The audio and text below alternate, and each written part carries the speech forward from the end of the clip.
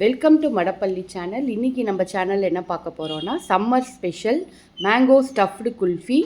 இதுக்கு இந்த மாதிரி செந்தூரா மாம்பழம் வாங்கி உள்ளே இருக்கிற கொட்டையை எடுத்துடணும், பல்ப்பை தனியாக வச்சுக்கணும். அதுக்கப்புறம் அந்த பல்ப்போட பாதாம், பிஸ்தா, முந்திரி, ஏலக்காய் பொடி எல்லாம் போட்டு பாலில் அரைச்சி ஊற்றணும். கொஞ்சமாக சாஃப்ரானும் போட்டுக்கணும்.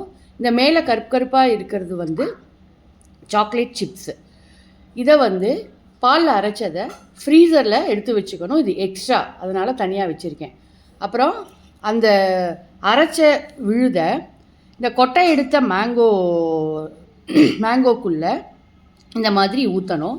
ஸோ உங்களுக்கு வந்து இப்படி கிடைக்கும். இது ஃப்ரீசரில் வச்சதுனால உங்களுக்கு இப்படி இருக்குது. ஆக்சுவலாக இது வந்து ஒரு கண்டெய்னர் மாதிரி நம்ம யூஸ் பண்ணிக்கணும். ஃப்ரீசரில் வச்சதுக்கப்புறமா இதெல்லாம் நேற்று நைட்டே செஞ்சிட்டோம்.